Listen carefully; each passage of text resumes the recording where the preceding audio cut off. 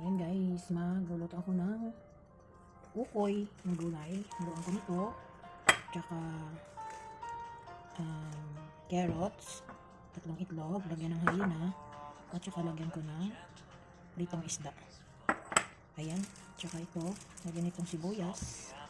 At tsaka magluluto ako ng bulanglang gulay. So, pero kulang pa yung nagpabili pa ako ng talbos ng sayote. Tsaka ito ang ilalagay ko dito. Tsaka ito, tsaka itlog, tsaka isda. Ito siya ang ingredients ng ating tortang gulay or ukoy. Ayan siya guys, prepare ko na sa aming tanghalian. So ayan siya guys, nagtatak lang ako dito sa lipulo kasi sobrang laki. So ayan ang naiwan guys. So ayan, natapos ko ng hugasan. Sabayatin na natin siya guys. Ganon. Natiin na natin kasi dapat. Ayan. So gumamit ako ng malaking pakalan kasi lagyan na natin. Bago natin siya ititin.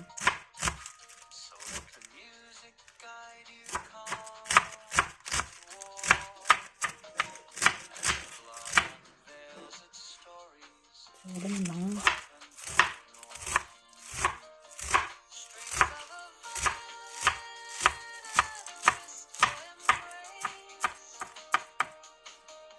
So ganyan siya.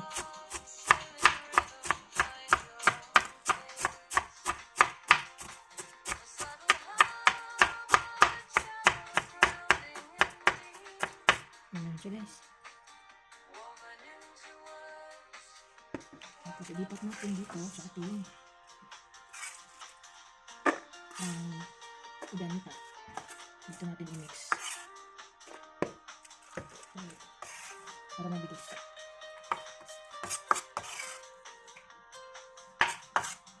Tapos isunod natin ito. Okay.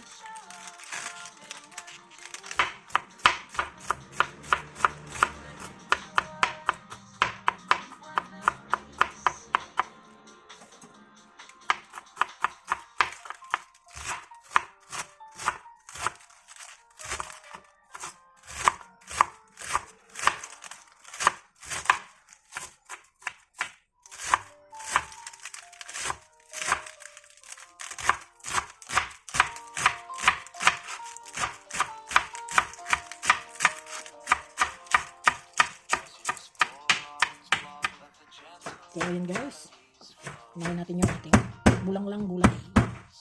Lagyan natin ng luya. Pipitin lang natin yung luya. Lagyan natin ng luya para masarap. Namiss na ang bulanglang gulay, matagal lang hindi nakaluto. So ayan, kukuin ko muna. At ito yung ating sayote, talbos ng sayote, talong at sikwa. At syempre ito yung ating kalabasa. At may sitaw tayo. Ayan, nahimay ko na yung sitaw. So, unahin ko muna yung sabaw bago yung ating ukoy. So ayan, himayin na natin yung ating talbos ng sayote. Ayan.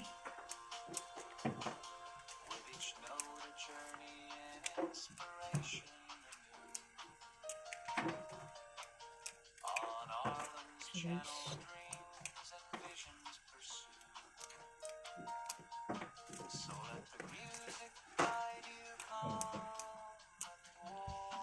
Ayan, kulok na yung ating tubig na may luya. Tuhod na natin yung ating sitaw guys. Ayan. So, ito yung ating salong. Slice natin para prepare natin maluto na yung ating diba ang haba-haba ng talong dito.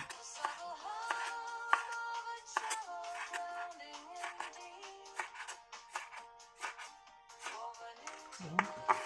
Lagyan natin dito. Pero kakain din si Lola nito guys. Gusto niya yung luto na bulang lang.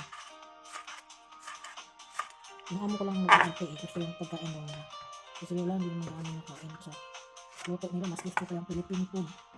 So, ito yung ating kalabasa. So, natin ito gamitin natin kasi sobrang okay. Ayan. So, dito yung ating slice ng kalabasa. Ayan, di ba? So, ayan ang ating kalabasa. Di ba guys? Basa natin.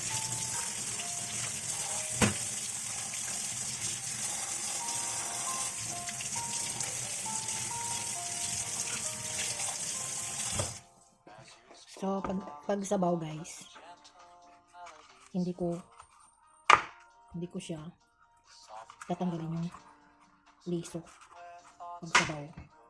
Kasi kasama yan. So, ayan. Kasi makasama yung ating sabaw ay ating liso ng kalabasa. Pag nagluto ako ng sabaw, ng bulang lang. So, diba? Sarap. Kasama yan.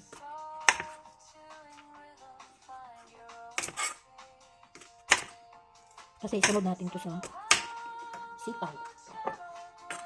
Ayan. Bisa natin. So, ayan siya guys.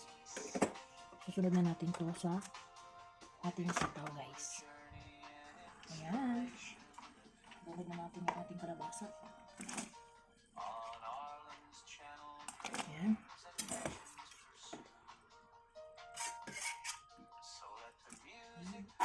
Kasama yung buto or liso sa Bisaya. So, takpan natin. So, ayan siya guys. Yung ating okra.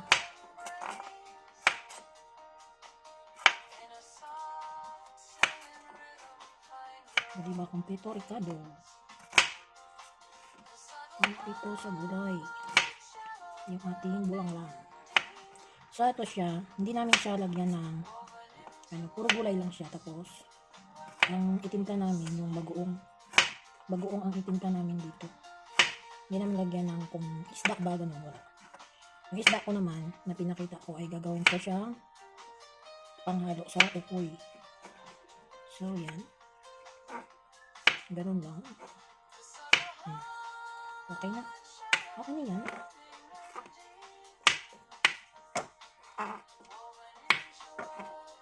O, diba? May itim kasi sa dulo. Putulin na lang natin. O, diba? Daming gulay.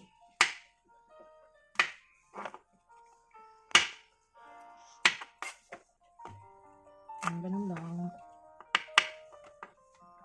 Mabilis lang magluto guys. Ayan.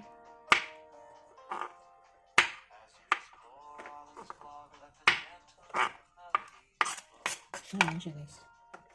O, diba? O. Saka itong ating talbos ng sayote, talong at okra. Mayroon pang isa. Ito. So, I think kalahati lang siguro nito kasi parang puno na yung ating kaldero. Hindi yung maubos. So, ayan. Ito yung ating sikwa. Ayan siya guys.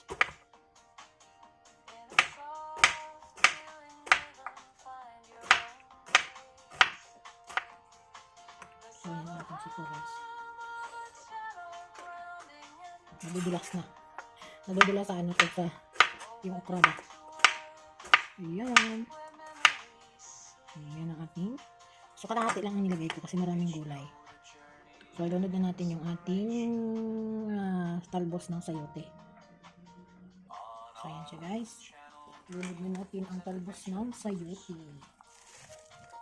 Ayan. O, diba napuno na? Punong-puno na siya. So,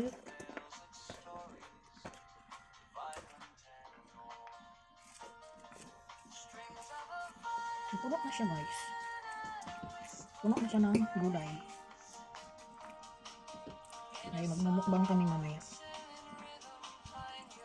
Magmumukbang kami. Kain kami. Tapos, lagyan na natin ito na talong. Ayan. At okra. Wala, punong-puno na siya. Punong-puno na siya, guys. Talas na lang yung patula. O, diba? Napuno na. Ayun.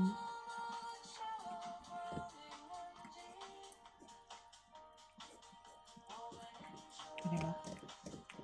Pag ilagay pa yung patula, sobrang puno na nito. Sabi ng asawa ko, kulang daw yung sabaw. Sabi ko, tama na yan. Kasi marami tayong gulay. Mapuno yan mamaya, sabi ko. Diba? Mahilig sa sabaw yun eh. Ayan. O, diba? Sarap.